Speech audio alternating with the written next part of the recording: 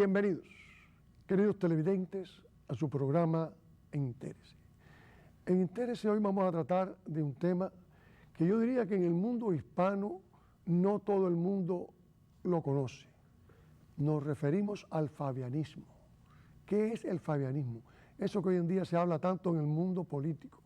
Pues bien, para hablarnos del fabianismo hemos traído aquí a un gran amigo, una persona que ya ustedes la han visto anteriormente.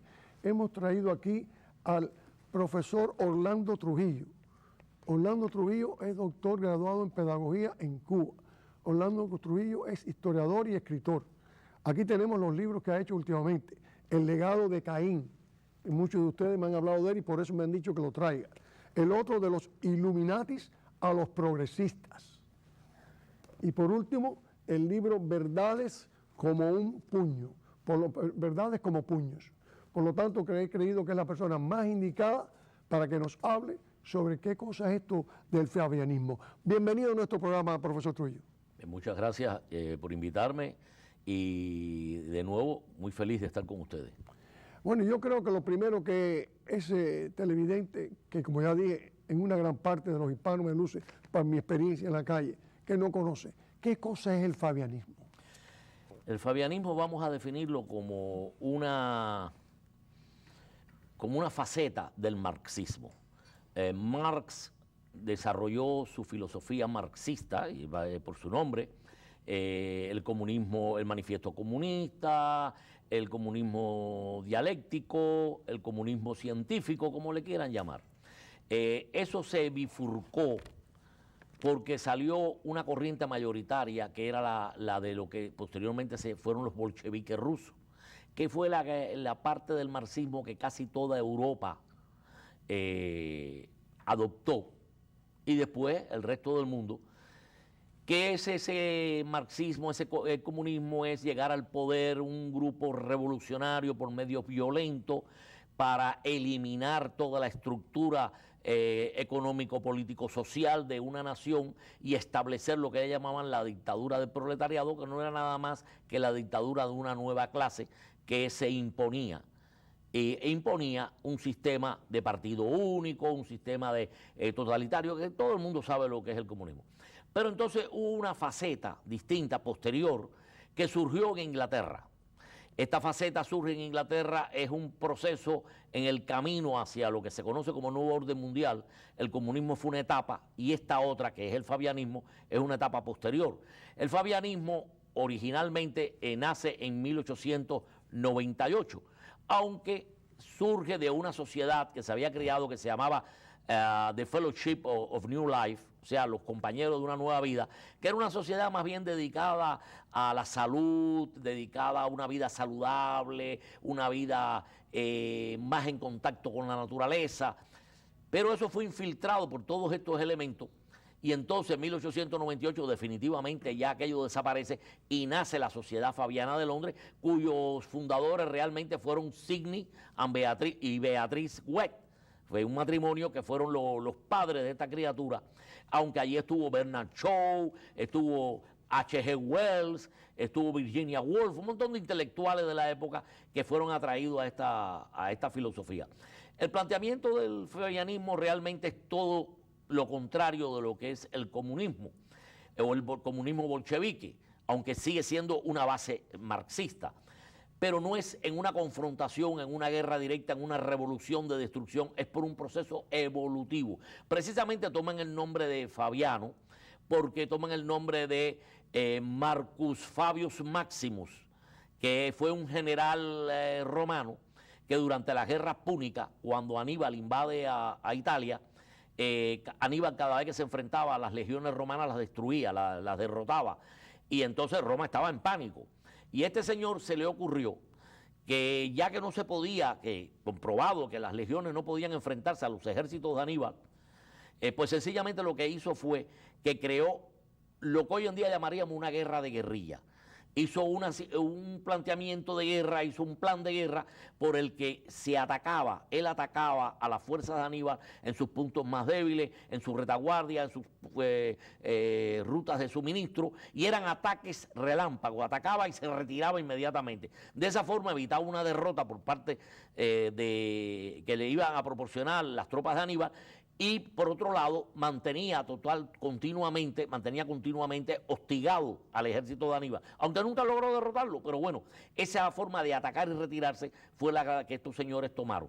Y lo tomaron, por ejemplo, en la Sociedad Fabiana de Londres hay un vitral enorme que en internet lo pueden encontrar, incluso la foto.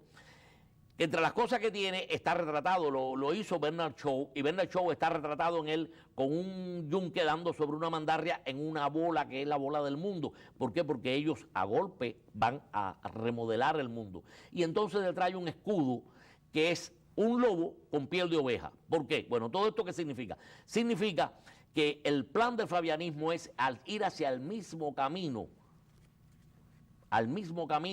del proceso evolutivo hacia un nuevo orden mundial, que llevaron los comunistas, pero comunistas una etapa anterior, esta es una etapa posterior. ¿Cómo funcionar? Bueno, en vez de atacar y destruir al establishment, llamémoslo de esa forma, pues no, evolucionar dentro de él, llevar a posiciones claves importantes dentro de ese poder, llevar sus elementos, e ir haciendo un proceso evolutivo de ir moviendo a través de la educación en las escuelas, a través del sindicato, a través de la publicidad y la prensa, ir moviendo poco a poco la idiosincrasia del pueblo para que vaya aceptando los conceptos socialistas de ellos. Y la forma en que lo hacen es avanzar, por eso es fabiano, avanzar, y cuando encuentran algo que le impide continuar avanzando, una pared, se detienen e incluso pueden retroceder algo.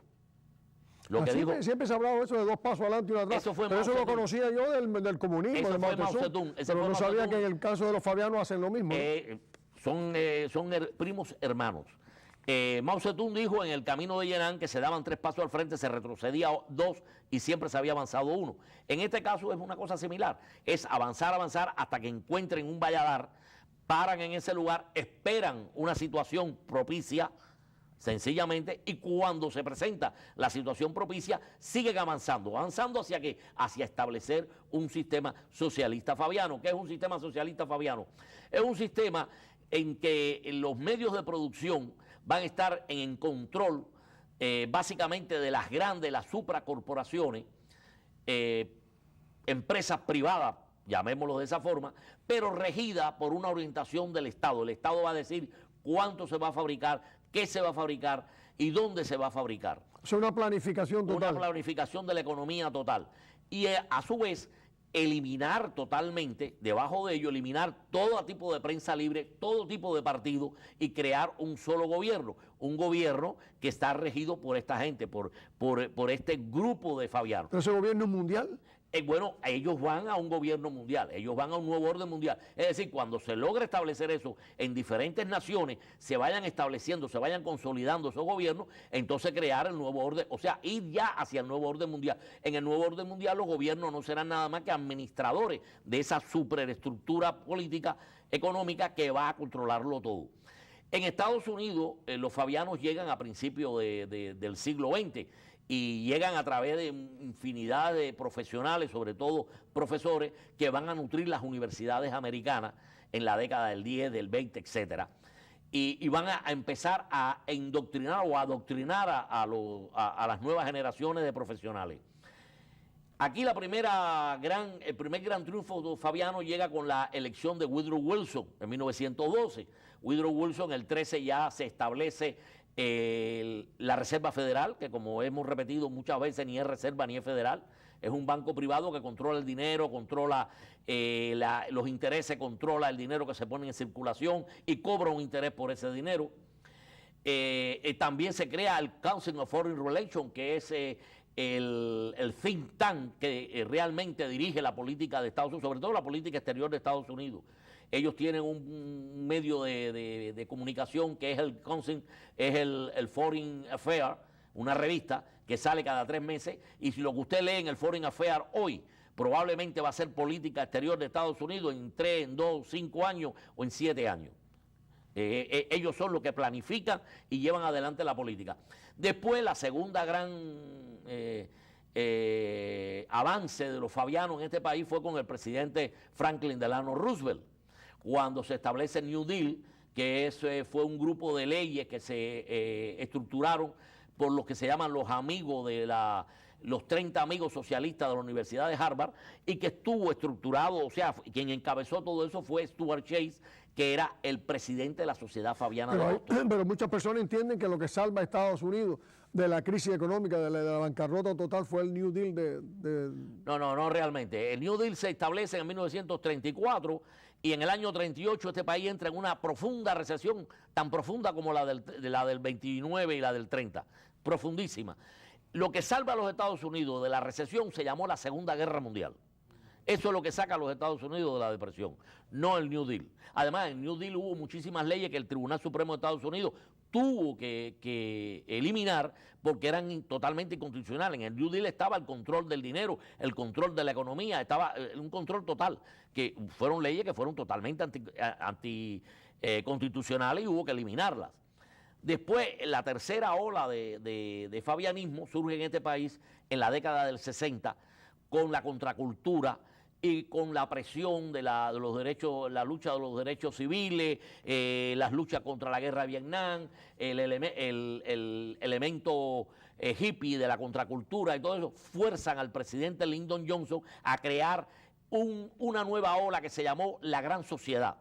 Y de ahí surgen un montón de planes de tipo de beneficio de bienestar social, una serie de estructuras surgen de ahí, surge el Medicaid, bueno, un montón de factores. Esa fue la tercera. Y se supone que ahora estamos en la cuarta ola fabiana. Pero no se supone, porque estamos hablando y es interesante esto, porque o aquí todo el mundo está, la mayoría del pueblo americano está confundido o falta de información, porque todo eso que estamos viendo ahora y que está dentro de ese mundo, que dice usted, del fabianismo, la gente lo ha tomado como beneficios. Bueno, el Medicare, el Medicaid, el Social Security. Muchas cosas, obviamente, porque dentro de fabianismo, mira, el concepto fabiano es el siguiente: hay un grupo de individuos que son los pensantes, es la forma en que está estructurado. Ellos son los pensantes, ellos son la gente que sabe lo que la humanidad necesita.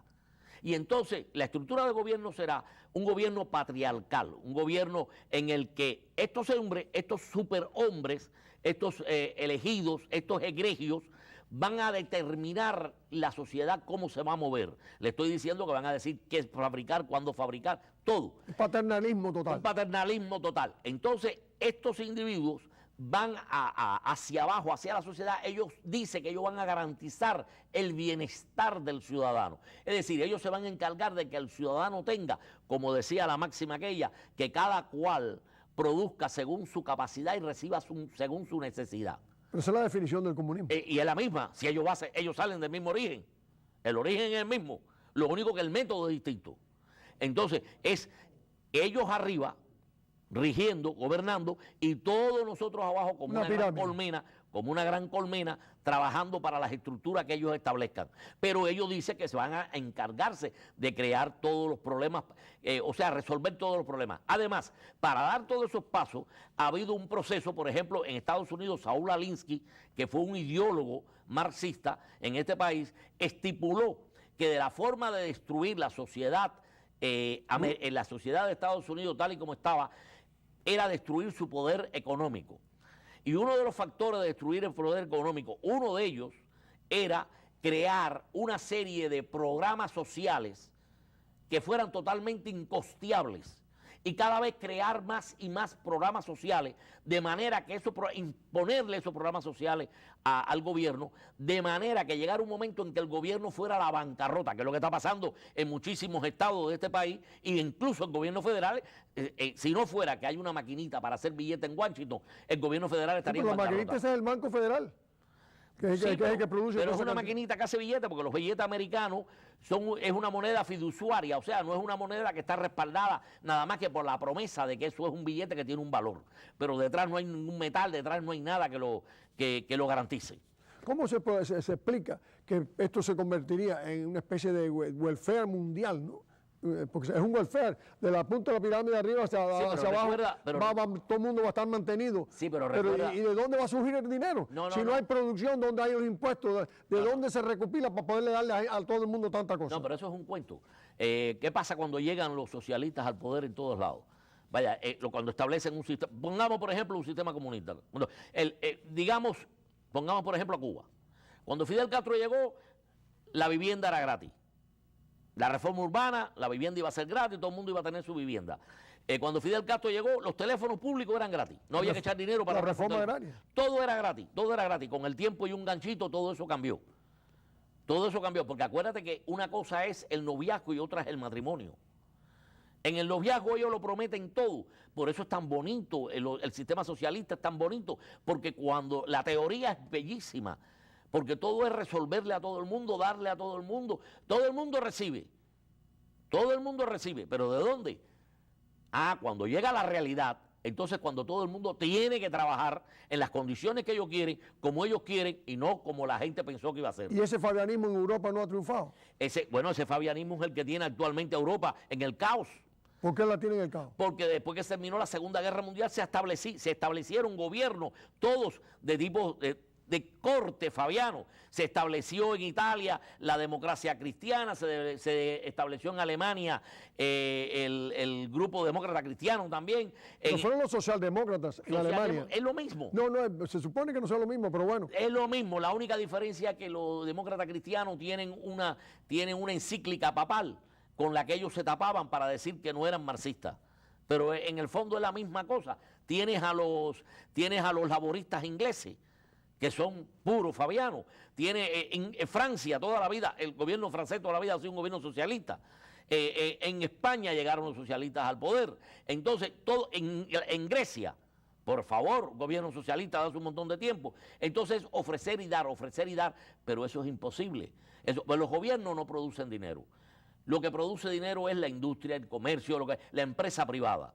Y cuando estos gobiernos estrangulan a las empresas privadas con regulaciones, con exceso de impuestos, con llevarlos hasta la pared, como se dice vulgarmente, y cuando se gratifica al vago, cuando se gratifica al individuo que no trabaja, y en cambio se castiga al que produce, ¿qué sucede? Que la gente deja de producir porque no vale la pena estar produciendo. Y entonces, ¿qué es lo que viene? La quiebra. Viene la quiebra porque ya no hay dinero, los gobiernos no producen dinero. Ya no hay dinero para pagar esos programas excesivos que se han creado. El bienestar social no lo creó la izquierda, el bienestar social lo creó un hombre de extrema derecha en Alemania que le llamaron el canciller de hierro, que era Bismarck. Fue el primero que estableció el bienestar social, es decir, que la sociedad se ocupara de la gente que necesitaba que se ocupara de ellos, de las personas que estaban en desventaja, o sea, los inválidos, los que tenían problemas, cualquier tipo de impedimento físico, mental, las mujeres, las personas mayores que ya no se podían valer, que habían trabajado toda su vida pero ya no se podían valer, las viudas que se quedaban con niños, toda esa serie de cosas que creó el bienestar social. Lo que pasa que en este otro sistema donde se ha hipertrofiado, porque se ha creado y es crear programas que realmente son incosteables, porque el propósito es eso. Welfare, es eso. Que sean la sociedad welfare. Entonces se crea una clase que es una clase parasitaria, que son gente que son profesionales de welfare, son personas que su abuelo o su padre, y ya viene del abuelo, del padre y el hijo, todos han estado en las listas de welfare. Entonces son vagos profesionales, que la sociedad lo ha hecho vagos profesionales. Y entonces estos individuos pesan sobre el resto de la sociedad y es una rémora. Independientemente de eso, tenemos en Estados Unidos, tenemos el agravamiento de que una serie de regulaciones sociales, regulaciones de leyes han hecho a la industria prácticamente poderse desarrollar en este país. Totalmente. Ahora, por ejemplo, acabamos de ver al presidente Obama diciendo que vamos a tener gas, que vamos a tener para no tener que traer petróleo extranjero, pero si este señor ha bloqueado la extracción de gas, este señor ha bloqueado el extraer petróleo de piedra, que le llaman, que es los shaft que le dicen aquí, que es un petróleo que está solidificado, vamos a llamarle. Ha bloqueado un oleoducto que iba a venir desde el Canadá hasta el Golfo de México, que le iba a dar trabajo a un montón de gente. Yo no entiendo. Entonces se han estimulado un montón de sociedades como Solindra, que se le dieron 500 millones de dólares y a los tres meses estaba en bancarrota. Después hablamos de la burbuja inmobiliaria. ¿Qué fue la burbuja inmobiliaria? La burbuja inmobiliaria fue una serie de leyes que empujaron a organizaciones como la ACON y como ACLU, que obligaron, o movieron o ayudaron al presidente Clinton a pasar una regulación a los bancos que le dijo, le tienen que dar hipotecas a personas que no la pueden pagar, que son insolventes, que no pueden pagar. Antiguamente los bancos, antes de darle a usted una hipoteca, los bancos averiguaban cuando usted ganaba, cuál era su solvencia, las deudas que usted tenía, y basado en eso le daban, si usted quería comprar una casa de 500 mil dólares, le decían, no, usted no puede comprar una casa de 500 mil dólares, usted no puede pagar la hipoteca, cómprese una de 100 mil. Pero en este caso, todas estas organizaciones dijeron, no, el sueño americano es para todo el mundo. Y entonces nosotros tenemos que hacer que todos los americanos tengan su casa propia. Algo imposible. Entonces, ¿qué pasó? Que los bancos se vieron forzados por la ley a darle hipoteca a personas que se sabía que no la iban a pagar, que eran insolventes. Y entonces vino la gran burbuja y la explosión de la burbuja que nos explotó en la cara. Nos hemos ido del campo fabianista. No, pero todo esto es fabiano. Todo esto está dentro de la estructura de la maquinaria fabiana.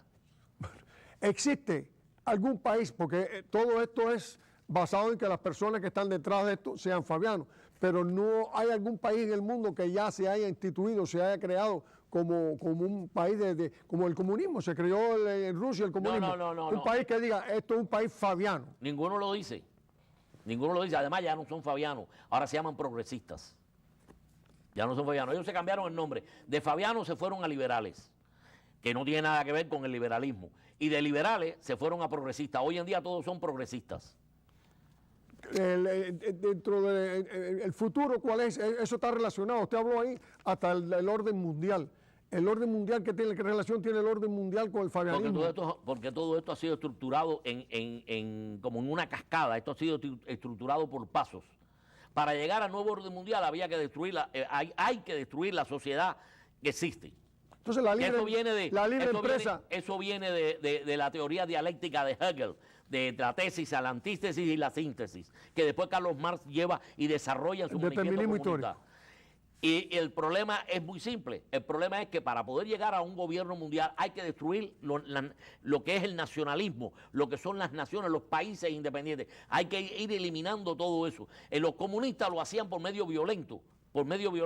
Esta gente lo hacen por medios económicos, por el mercado, por el mundialismo, por el mercado mundial. Y entonces, pero el propósito es el mismo. El propósito es, al final, lo que ellos pretenden es llegar a un nuevo orden mundial. Que, por cierto, George Bush padre fue el primero que lo dijo públicamente ante la televisión. ¿Qué dijo el padre? George Bush padre dijo ante la televisión, antes de la invasión a Kuwait, que se había organizado una alianza que esto mostraba al mundo que íbamos hacia un nuevo orden mundial. Fue la primera vez que un dirigente públicamente lo dijo. O sea, lo reconoció. Lo reconoció públicamente. Hasta ese momento, cuando se hablaba de nuevo orden mundial, todo lo que lo decían eran conspiradores, locos, arrebatados, no sabían de lo que estaban hablando. ¿Y él es parte de ese nuevo orden mundial? Lógicamente que sí, toda la vida lo fue. Ajá. Basado en todo esto, el problema del fabianismo, en un futuro, lo que es la libre empresa, ¿desaparecería? No, desaparecerá la libre empresa el pequeño y mediano empresario. Las supracorporaciones, no, si ellos son los que están promoviendo todo esto. Pero eso no va de abajo hasta arriba. No. O sea, la libre empresa empieza desde el propietario de una finca chiquita. Ese es el capitalismo. Esto es supracapitalismo. ¿Hay diferencia entre uno y otro? Claro que hay diferencia. Un día pudiéramos hablar de eso. Hay una gran diferencia. ¿El capitalismo no está entonces infiltrado por el fabianismo? El capitalismo sí es el supracapitalismo que estamos viendo alrededor. Pero bueno, pero ya esas son las grandes corporaciones. Mire, antes había una ferretería en cada esquina. Ahora ya no, ahora ahí hay una grande o dos grandes. Antes había para vender papel y tinta en todas las esquinas, ahora hay uno o dos. Y así sucesivamente.